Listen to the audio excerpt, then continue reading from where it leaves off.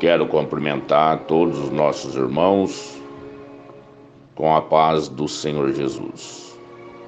Estamos começando mais um dia e eu quero desejar da parte de Deus que esse dia os irmãos sejam abençoados, enriquecidos da graça de nosso Senhor Jesus Cristo.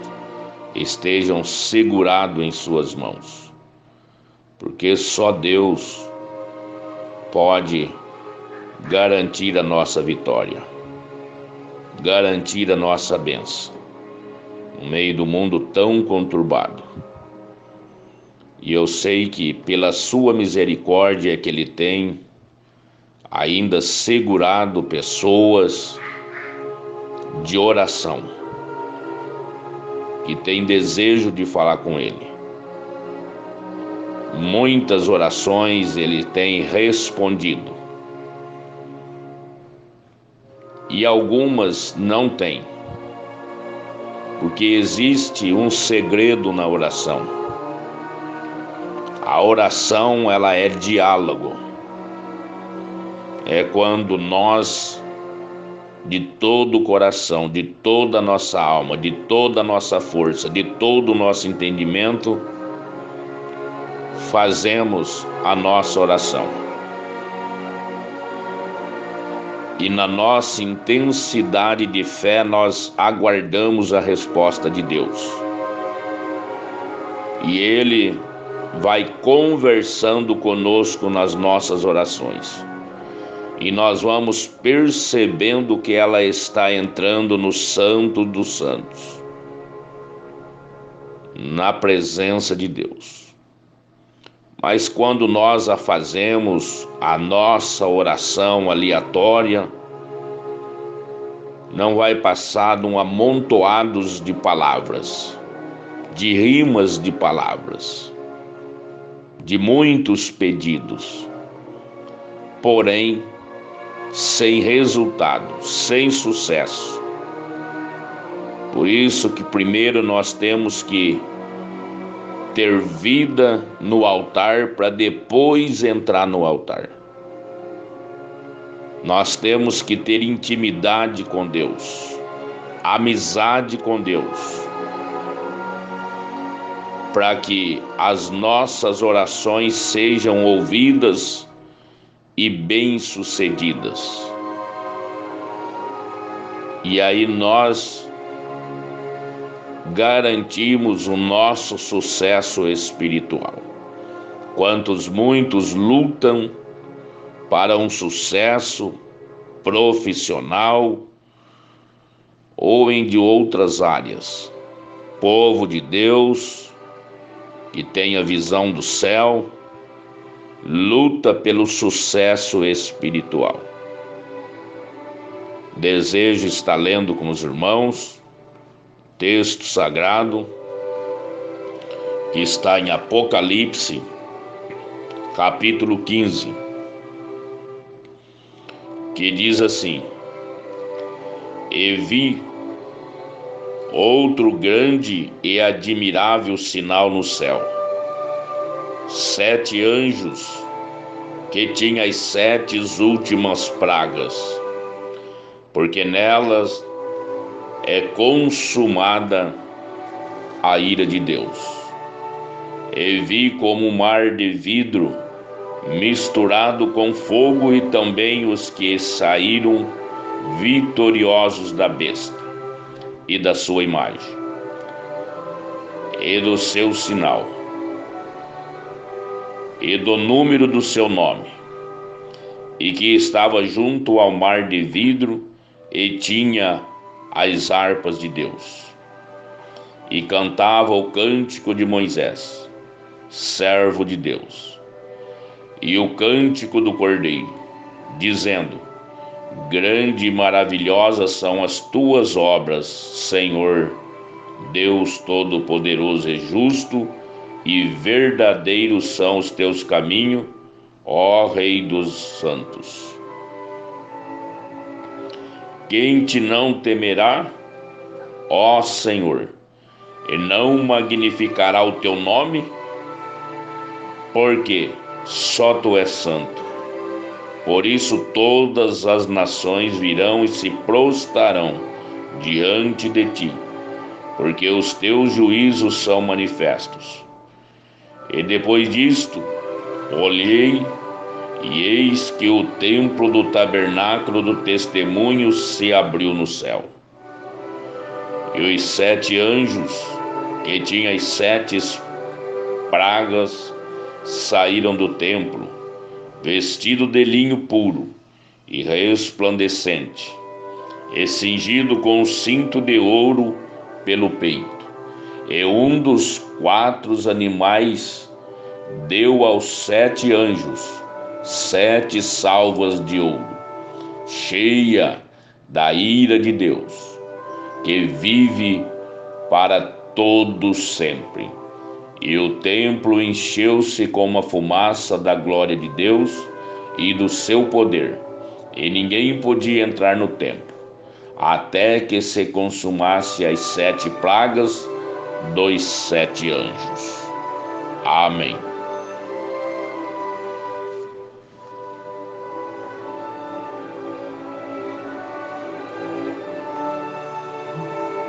Essa passagem de Apocalipse 15 apresenta as 7 últimas pragas, porque nela é consumada a ira de Deus. É diferente dos julgamentos anteriores. Essa praga não são parciais. Elas são universais, mas ela é plena e derradeiras. Elas irão culminar na finalização do mal e na resolução do mundo.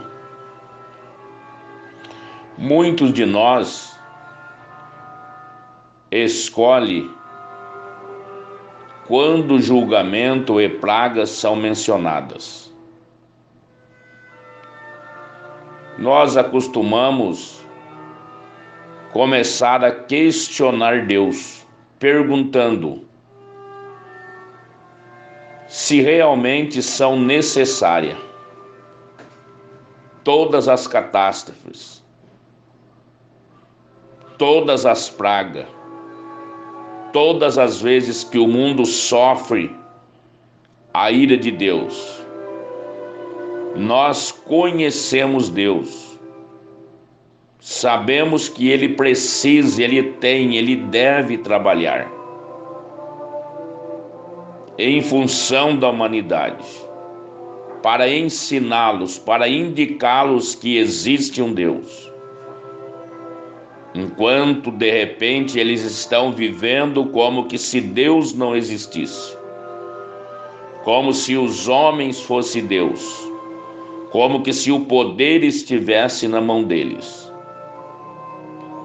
E aí nós questionamos, achamos que Deus é injusto, que Deus não olha para nós, que Deus não faz questão do nosso problema. E quando aqui diz que essas pragas não são mais pessoais, conforme alguma delas na Bíblia, que vinha direcionada exatamente para o praticante do mal, o autor do mal,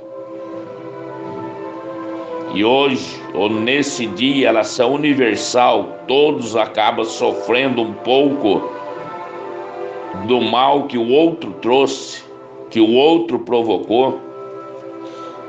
Aí é onde nós questionamos que pessoas boas acabam sofrendo a ira de Deus. Mas nós somos passíveis destas coisas. Podemos sofrer essa ira na carne, nessa vida aqui terrena. Mas se por uma questão nós deixarmos este mundo, sabemos que nós temos uma recompensa de Deus por servi-lo. E nesse texto, João, ele volta a nossa atenção para o caráter do Altíssimo com um cântico, com um louvor de adoração a Deus,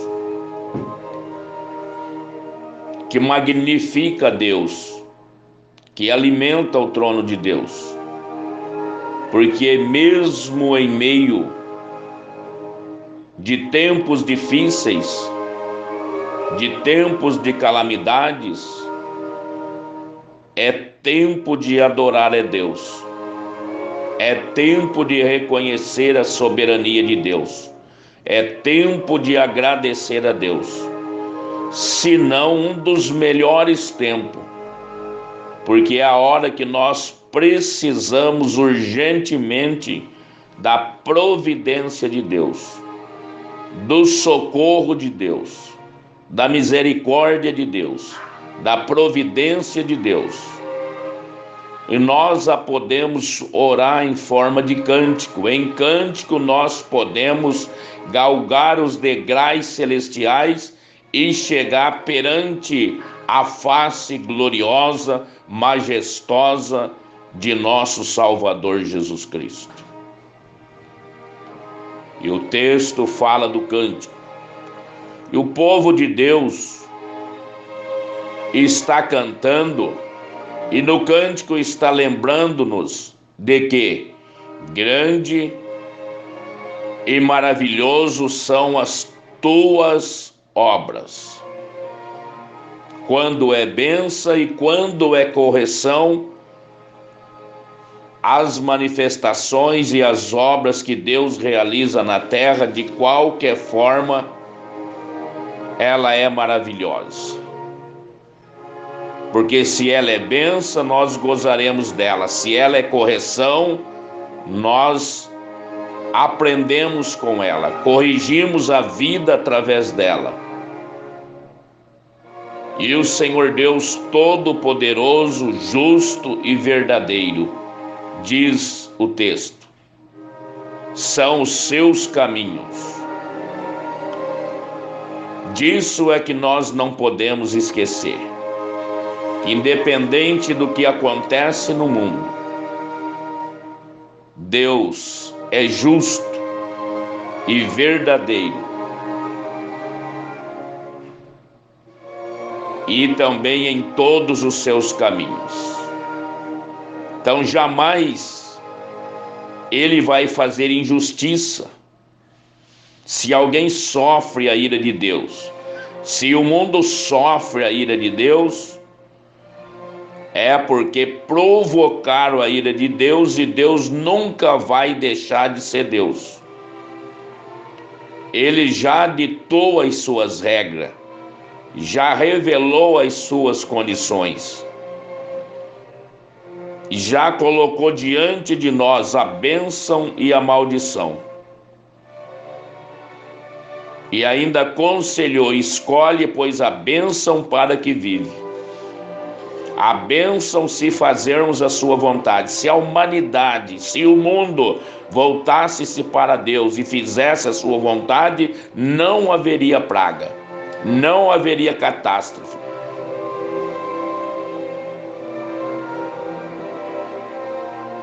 A bênção se obedecermos a sua palavra, e a maldição se sairmos do centro da sua vontade, se provocarmos a sua ira, se passarmos dos limites.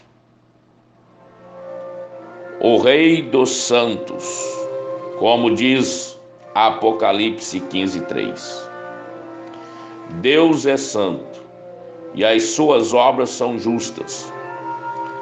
O pecado causou o imenso dano no mundo, e a criação de Deus tem trazido opressão, sofrimento, injustiça e morte. Esses são os sintomas do estado que o próprio povo deixou esse mundo, adoentou esse mundo, enfermou esse mundo com as suas obras, com as suas práticas pecaminosas, que subiu diante de Deus. Deus não nos deixou neste universo para fazermos o que quisermos, do nosso corpo, da nossa mente e da nossa vida. Ele nos criou segundo a sua imagem, para que nós pudéssemos viver na sua presença da maneira que ele estabeleceu. Mas o mundo corrompeu, o mundo desligou-se de Deus, o mundo ficou independente de Deus. Criaram os seus caminhos, abriram brecha para Deus manifestar a sua ira e trazer opressão, sofrimento e injustiça. Somos injustiçados pelos líderes que nós deveríamos ser beneficiados, líderes políticos que estão no poder, acaba usando dele para oprimir, para perseguir a liberdade do povo de Deus. E tanto as outras opressões que ele traz para toda a humanidade. Isso são caos que o próprio povo criou, porque fizeram a sua escolha. Quiseram andar da forma que acharam melhor, pecando sem limite, pecando sem precedência. E os povos e os poderes aclimados ao pecado, eles devem ser cortados. Deus não vai conviver com esse mal, conviver com essa vida. Deus não pode alienar isso. De qualquer forma, vai chegar o dia da destruição, porque o pecado é como um câncer. Mas a ira de Deus é uma destruição que irá purificar. A ira de Deus ou restaurará esse nosso sistema de fé. Nós devemos apegar-nos firmemente à bondade do Senhor. Devemos crer na sua palavra, abraçá-lo de toda a nossa alma, viver segundo a sua vontade. Diante dessas pragas horríveis, para que ele nos guarde, nos proteja e use de misericórdia e não deixe nós sofrer junto a ira dele sobre esse mundo pecaminoso. E quando virmos os efeitos colaterais que o pecado trouxe ao nosso mundo que nós estamos vivenciando, nós devemos constantemente, todos os dias, lembrar que Deus odeia o pecado mais do que nós. E Ele irá fazer o necessário para arrancar as ervas daninhas e restaurar a sua criação, que é a intenção de Deus: banir esse mundo, desfazer desse mundo, banir o pecado, purificar tudo aqui e fazer outra vez uma nação santa, uma nação pura, um povo seu que vive para si. E que Ele nos ajude, nos dê graça a sermos parte desse povo, a estar no meio desse povo, a sermos esse povo e termos essa alegria de viver num lugar que Ele preparou onde não haverá mais doença, não haverá mais choro, não haverá mais angústia, não haverá mais morte, mas Ele estará conosco e suprirá todas as necessidades. Que Deus nos dê graça e sabedoria para nunca parar, nunca desistir dele, para estarmos incluídos nesta nova geração de santos que Ele há de estabelecer segundo a sua vontade. Que Deus abençoe a todos. Amém.